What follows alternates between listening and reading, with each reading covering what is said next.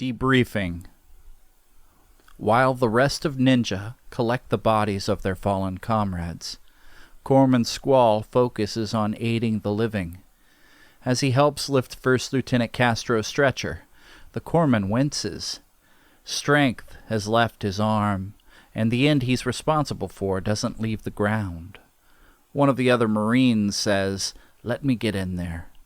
He switches places with the grimacing corpsman and helps to carry the stretcher away.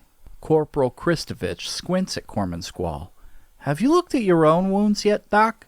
The corpsman reaches for his shoulder and draws in a sharp breath. Long gone is the adrenaline rush, and with no one else to focus attention on, the anguish of the moment, both physical and emotional, hits him all at once. "Is that shrapnel?" Kristovich leans in for a closer look. "Ah, it's your fucking bone. You been working on people with a compound fracture?" The blood drains from Corpsman Squall's face. "It's not mine," he says, turning away in anguish. "Then whose is it?" With the sickening thought he might have a piece of antelic embedded in his flesh, Corpsman Squall doubles over. His stomach revolts. He heaves, wanting to feel the relief of release, but his body won't even let him vomit without a brawl. Nicholas places a hand on the shoulder, now bearing the scar from this terrible day. "I'm sorry, Paul." "It's a pelvis shard," I say, stepping away from him. "It's from the guy Page hit with the grenade launcher." Nicholas stares at me. Wounded, I shunned his embrace, but I don't really care. The same blast peppered Page's lungs with shrapnel. He saved my life and ended his own. "Doc, a quick word?" The voice turns us around. We're suddenly back at camp inside my Konex box. First Lieutenant Tack stands in the doorway, speaking with Corpsman Squall, who sits on his bed and stares at the phone card in his hands. The First Lieutenant says, "What you did back at that house, getting us inside, covering us the way you did, I wanted you to know I put you in for a medal." Corpsman Squall doesn't take the news well. Instead of responding with gratitude, he's crestfallen. "No, sir," he says, his eyes hardening. "I don't deserve that." "Ultimately, it's not for either of us to decide, but I believe you do." The corpsman straightens as though coming to attention. "What about Page and Antelik?" First Lieutenant Tack nods solemnly. "They were both good men." Before he turns away and leaves the corpsman alone with his thoughts, he adds one last thing. "PFC Gentile owes his life to you. We all do." The camp is rocked by a mortar strike, and as the lights flicker and the room shakes, the base fades away into a much older memory. "Thanks a lot, Paul." Chris comes into our bedroom, throwing his backpack on the floor. He glares at his older brother, shaking his head in anger. "What did I do?" 17-year-old me asks. "You told Mom I was smoking, and she canceled my birthday party."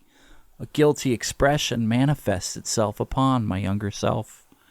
"I didn't think she'd cancel it. I didn't mean for that to happen. Why are you even talking about me? You don't even know what you're talking about." "You were smoking, Chris. I could smell it on you." "I'm going to have to tell all my friends my 16th birthday is canceled because I'm grounded. Think about that for a minute." "You shouldn't be smoking." "I wasn't. I was hanging out with Trent and Bubba, and their dad smokes. That's why my clothes smell like cigarettes." Chris looks down at his brother with pity. "You're so embarrassing, Paul. Do you know that?"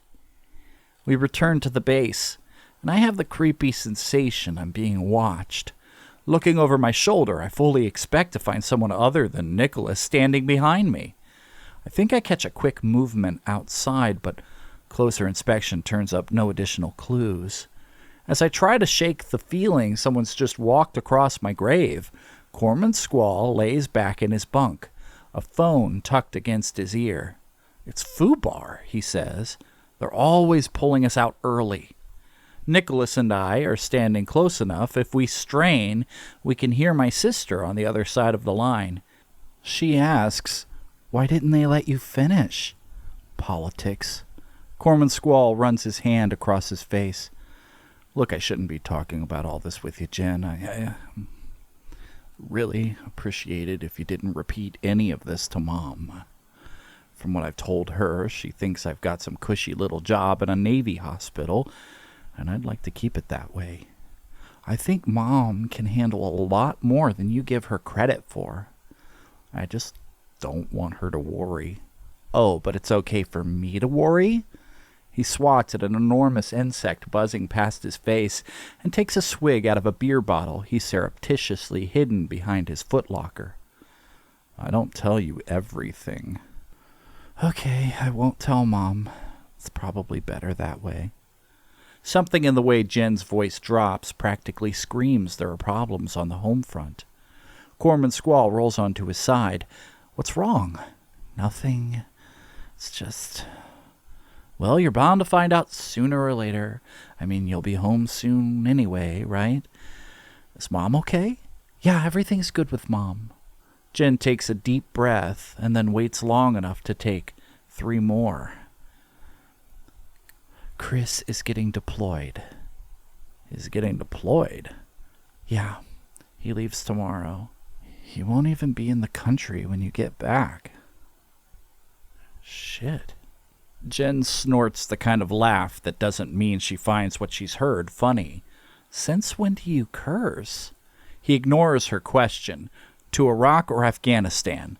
"You know how it works, Paul." "I don't know." He's incredulous. "How is Chris deploying? I thought he was guaranteed a job on base." That same laugh again, the humorless one. "Yeah, just like how you're at a cushy little Navy hospital." "Is there another way to get this key?" I ask Nicholas. He doesn't look at me, opting instead to watch my younger self drink in secret. I snap my fingers at him. "I don't want to do this. Can't you see what's going to happen?" He still refuses to return my gaze. "We have to." I want Nicholas to meet my eye, so I sit on the edge of the bunk beside my younger self. "Why? For clarity? I know what happened. I've thought about it every day for the last 13 years. He meets my eye, only long enough to say, "There's no other way." I jump up from the bed and stand inches away from him. Why do we have to go through it again? Why not just change it? Something in the way Nicholas studies my face bothers me. He's been an ally. He's been my guide, and I've allowed him into my personal thoughts and memories. He seems committed. He's proven he's taken a personal interest. He stands here as though his life hinges on what happens to me. "What do you care?" I ask, turning my back on him. Now it's his turn to chase me. "Your life is on the line." "And why does that matter to you?" Scoffing and shaking his head, Nicholas replies, "Because it does!" Again, with his deeply concerning expression. It dawns on me that I still don't really know what the hell's happening. There are factors at play Nicholas hasn't even begun to explain. He expects me to be satisfied when he tells me he'll enlighten me when it's all over.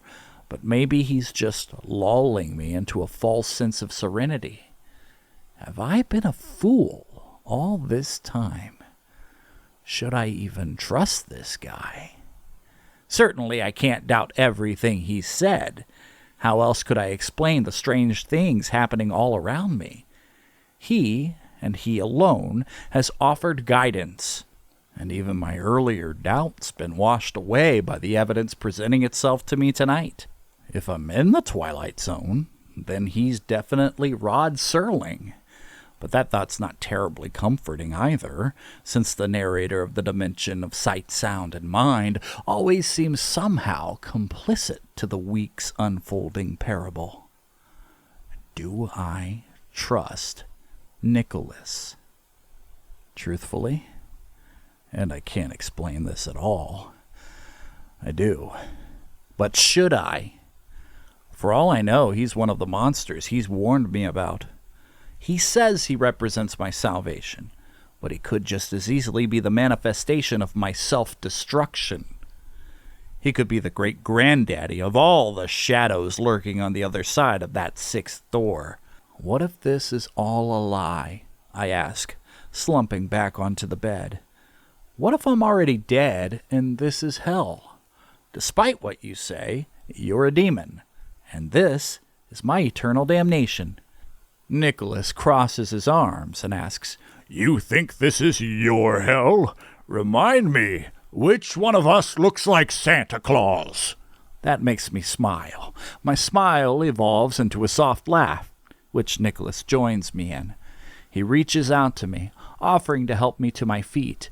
One last time, and then you can let it all go. That is, unless you spell Santa, S-A-T-A-N. I can stand on my own, so I ignore his outstretched hand yet again. I guess seeing things from a different angle would probably help me get it right when I finally do get to change it. I watch Nicholas through this moment. He looks down the spectacles sitting on his round nose. His swollen cheeks, a bright red, crinkle beneath his eyes, which twinkle the way I always imagined they would when I was a boy. His belly jiggles as he takes a step forward and strokes his snow-white beard. Even his smell, like chestnuts in a fireplace, overwhelms my senses with the Christmas spirit. When we first started this adventure, all of this was merely an irritation. But now, I think it might actually mean something. As I push my way outside and step into the suffocating desert heat, I say, I think I know why you're Santa Claus. Nicholas follows, blinking at me in annoyance. Why? I reconsider telling him what I'm thinking, but a moment's hesitation is all I need to know it's the right decision.